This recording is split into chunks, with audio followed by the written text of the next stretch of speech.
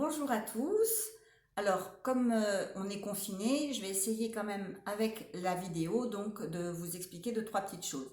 Quand même, je vous rappelle, pas besoin ni de pouce bleu, ni de s'abonner, ni de d'agiter la cloche ou quoi que ce soit. On va juste faire les choses tranquillement entre nous. Alors d'abord, pour aller chercher les documents sur le site du collège. Normalement, vous le savez, mais je préfère le rappeler à tout le monde. Vous allez sur le site en allant bien sûr taper dans Google Collège des Amandiers, puis dans Enseignement, vous faites donc dérouler le menu jusqu'ici, voyez, cinquième histoire.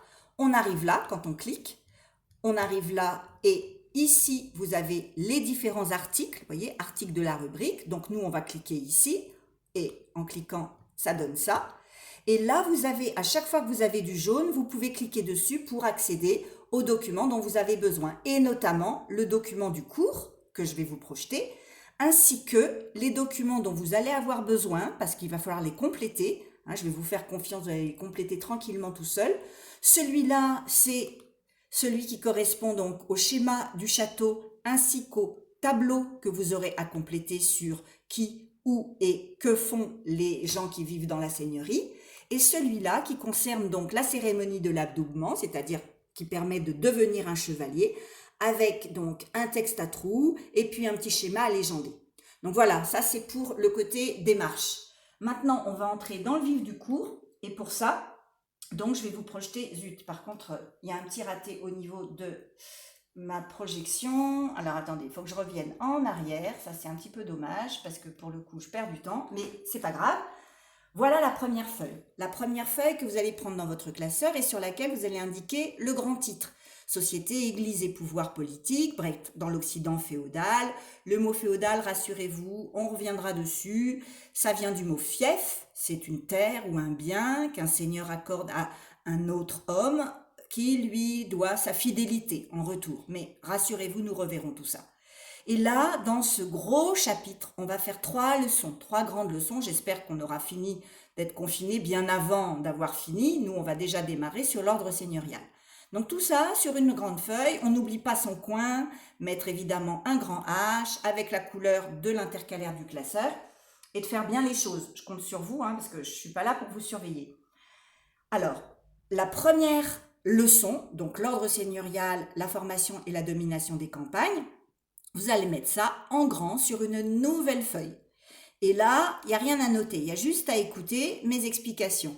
Si vous regardez et que vous comparez ces deux cartes, donc l'une en 900, l'autre en 1300, vous constatez que les espaces couverts par les forêts, en vert ici, sont bien plus importants en 900 que en 1300.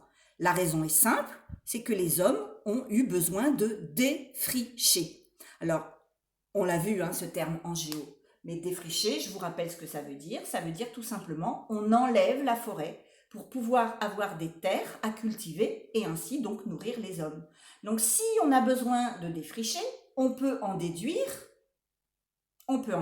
donc forcément que la population pendant cette période a augmenté.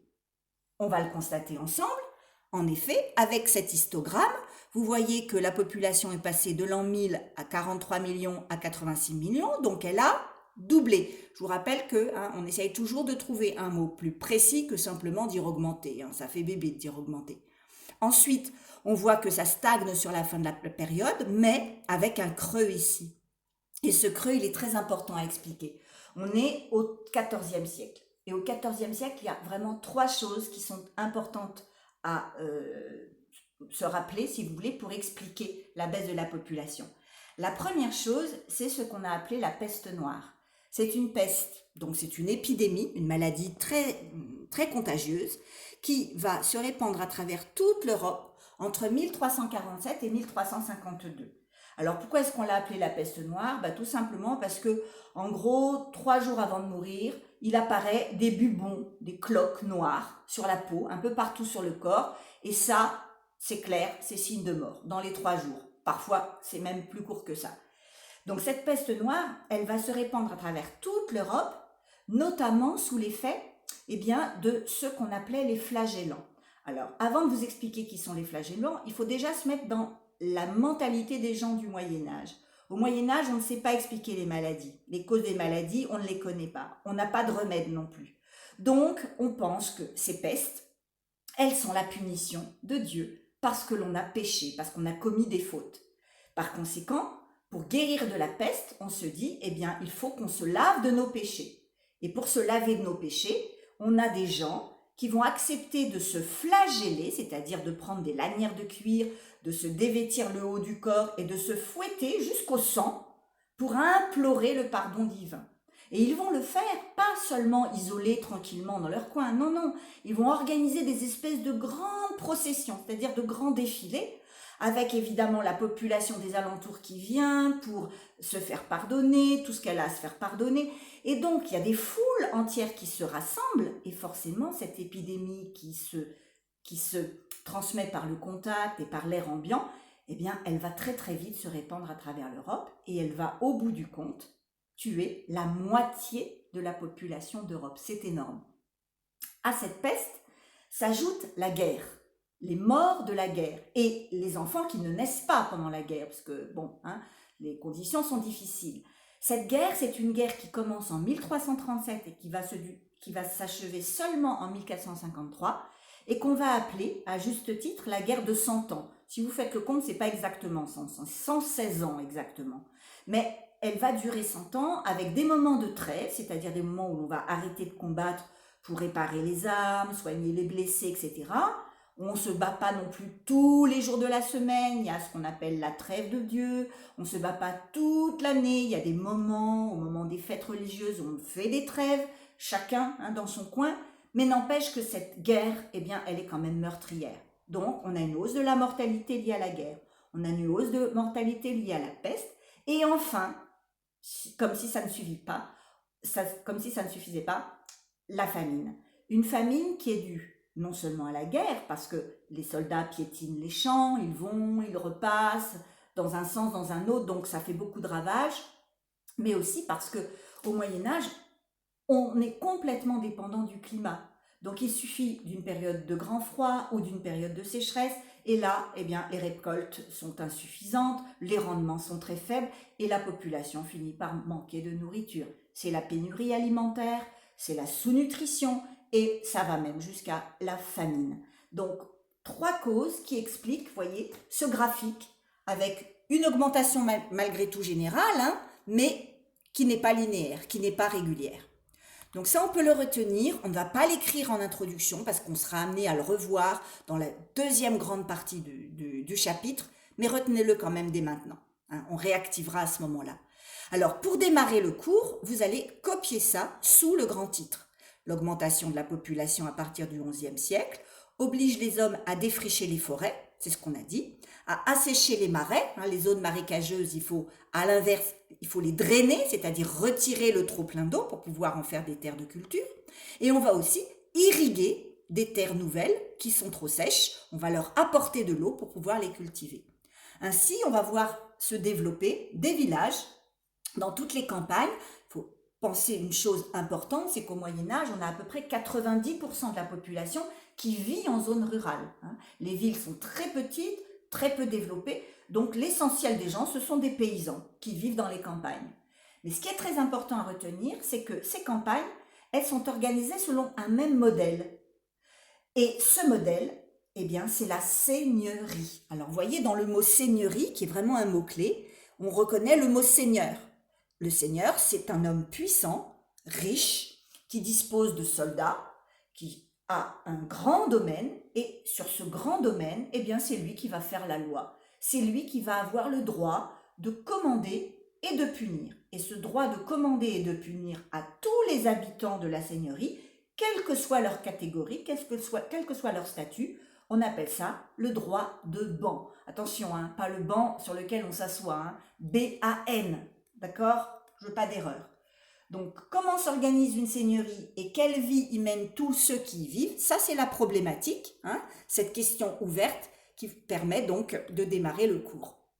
Alors pour cela, on peut regarder ce plan. Ce plan, c'est le plan de la seigneurie de Vismes, qui est un lieu qui se trouve à peu près à 40 km à l'est d'Amiens. Amiens, c'est en Picardie, un petit peu plus au nord de Paris.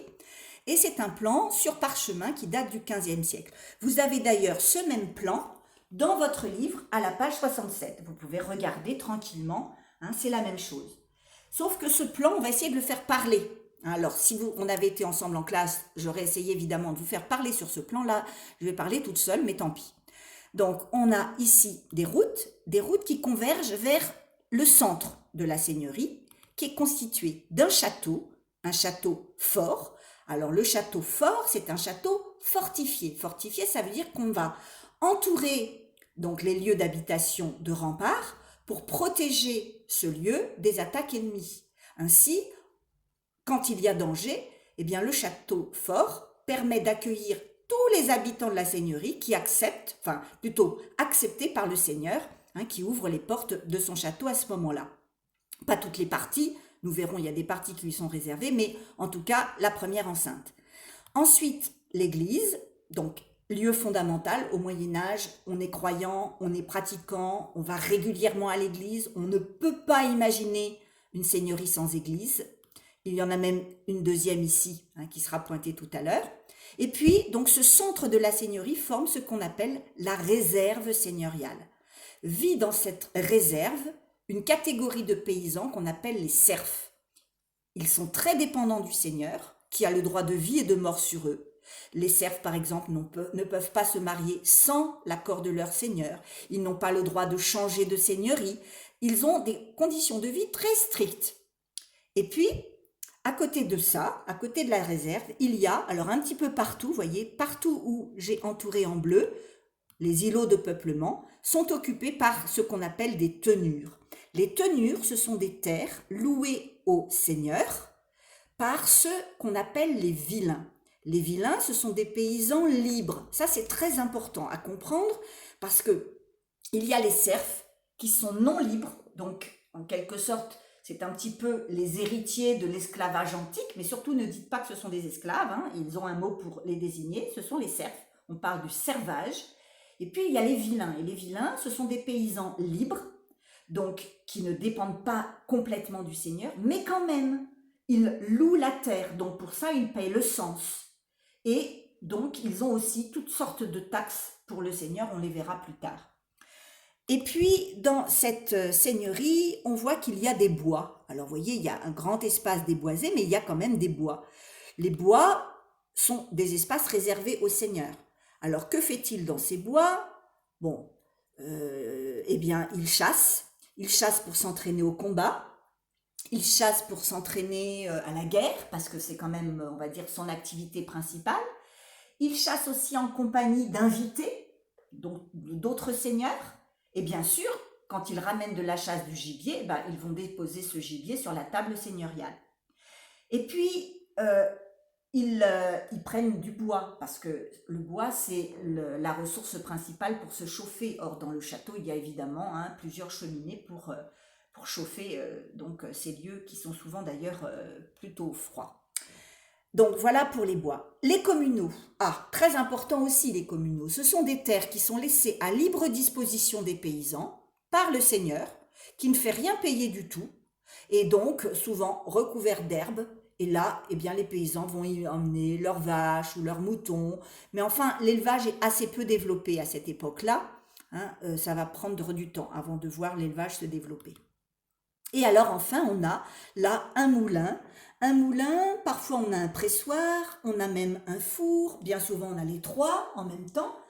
Alors, le moulin banal, le four banal, le pressoir banal, ce sont des lieux où les paysans vont avoir le droit d'aller moudre leurs grains, presser leurs raisins ou leurs pommes, d'aller faire cuire leur pain, mais évidemment, c'est pas gratuit. Ils vont devoir payer pour ça des banalités. Et si vous vous rappelez le mot de tout à l'heure, je vous ai dit, le Seigneur a le droit de ban. Eh bien, ça vient de là. Vous voyez, ban, banal, banalité, tout ça, c'est lié au pouvoir du Seigneur et contre lequel, évidemment, les paysans vont pouvoir utiliser certains services moyennant des taxes, les banalités. Enfin, pour finir la description de ce plan, on voit ici le gibet. Alors le gibet, c'est vraiment l'instrument de l'autorité du Seigneur. Pourquoi? Parce que ainsi, le Seigneur montre que c'est lui qui juge les habitants de la seigneurie. c'est lui qui condamne. Il peut condamner au supplice.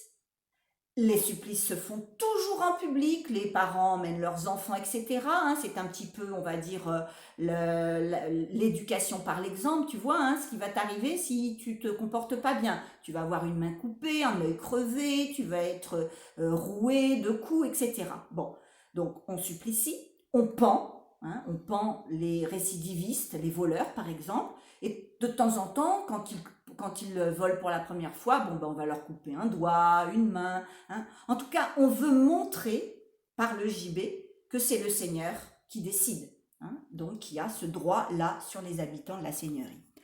Si certains sont intéressés, ils peuvent lire ce texte qui raconte justement très bien l'autorité, la sévérité même on peut dire du Seigneur en termes de justice. Et donc pour finir ce premier aspect, hein, cette introduction au cours, je vais vous demander de noter donc à la suite de votre problématique, de la question, vous allez noter donc la seigneurie, cœur de la vie rurale, ça peut être un grand 1 si vous voulez. Le château fort est au centre d'un espace rural où vivent des populations sur lesquelles le seigneur exerce son droit de ban, c'est-à-dire le pouvoir de commander et de punir. Ainsi, les populations sont sous la dépendance d'un seigneur qui peut être laïque, c'est-à-dire donc quelqu'un, on va dire, de la société civile, ou qui peut être membre du clergé. Hein, le clergé, ce sont les gens d'église, nous le verrons plus tard. Donc, on va se poser maintenant la question, quelle relation paysans et seigneurs ont-ils? Mais évidemment, ça fera l'objet d'une autre vidéo, parce que je ne vais pas tout vous mettre sur une seule vidéo, elle serait beaucoup trop longue. J'espère que vous êtes arrivés au bout, que je ne vous ai pas trop lassé. C'est pas évident hein, de faire court dans ces conditions. En tout cas, prenez soin de vous, veillez à bien respecter les consignes de confinement, et je vous dis à la prochaine.